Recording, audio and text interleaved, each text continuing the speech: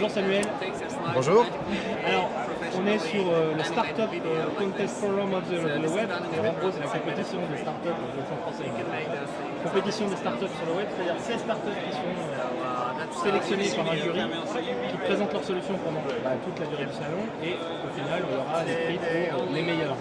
Alors, tu m'as présenté ta solution. La solution, le plus simple peut-être, c'est que tu nous l'expliques. Ça s'appelle Ublim.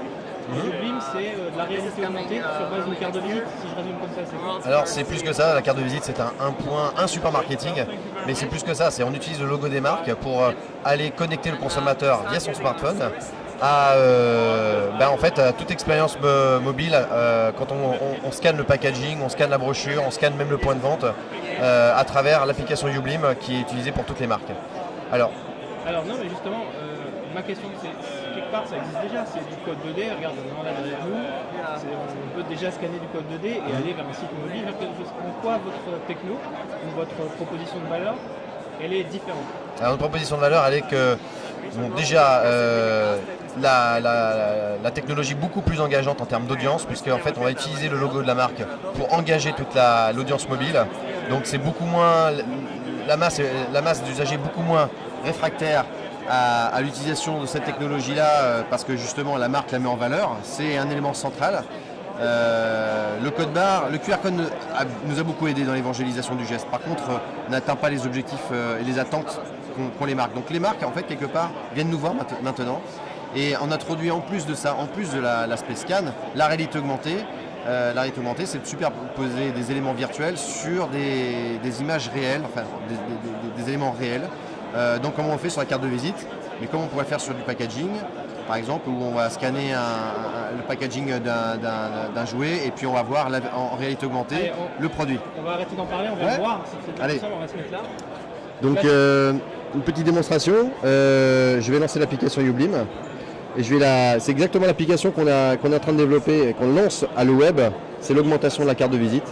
Et donc là, je vais pouvoir intégrer directement les services, à savoir par exemple le pitch commercial, présenter mon business, et après toutes les notions de partage de contacts, de mise en relation sur LinkedIn, d'appel, tous les services digitaux qui sont branchés sur la carte de visite. Alors je vais refaire un zoom dessus, mais comment ça marche? Remontre-moi le fonctionnement exact. Où est la carte de visite par rapport à ton contenu? Alors, la carte de visite est ici, je lance l'application Ublim, et je vais passer la caméra devant, et de suite, je vais avoir le service qui s'affiche en réalité augmentée sur la carte de visite.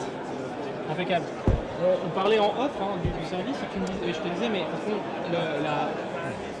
le point critique de ton application, c'est qu'au fond, les gens sont obligés de télécharger une application qui est encore une autre application que celle de ScanCode qu'on a déjà, les goggles de Google et autres, Mobile Tag, allez, j'en cite bien, comme ça je fais pas de concurrence. Qu'est-ce qui, selon toi, fait que les gens vont télécharger ton application plutôt qu'une autre et qui donc va faire le succès de ton application? Alors, on a fait le pari que les marques allaient communiquer sur nous et c'est ce qu'elles font, c'est très bien. Donc elles font le marketing à nos places. Pourquoi? Elles ont intérêt parce que l'application, elle, va collecter de la donnée très intéressante pour donner le meilleur service à l'usager et pour le renseigner au maximum sur, par exemple, où est passée la brochure, où est scannée la brochure, quels sont les profils des langues, par exemple, qui scannent la brochure de tel ou tel hôtel. On a vraiment de la valeur ajoutée pour la marque et donc pour le consommateur qui n'est pas perdu et dont l'expérience fonctionne. Donc on a vraiment une expérience très aboutie, très fun. Maintenant, comment on se fait connaître et comment on viralise la diffusion?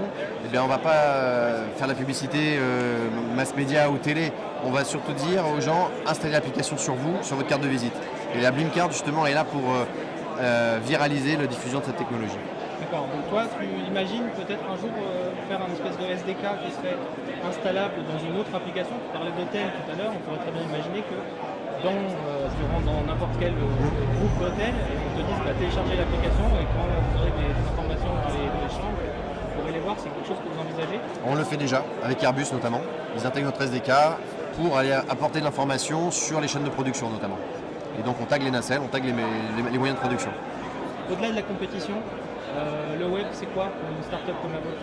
Pour nous, le web, c'est un moment très important qui permet de focaliser toute notre roadmap marketing et technique pour lancer un produit, donc Blim Card notamment, et aussi pour être visible d'investisseurs, car nous, on cherche des fonds pour nous développer fortement à l'international et lancer correctement des produits, parce qu'on a une très bonne technologie. Maintenant, comme toute start-up française, on a besoin des forces marketing pour pouvoir la diffuser. Merci Samuel pour le web. Merci.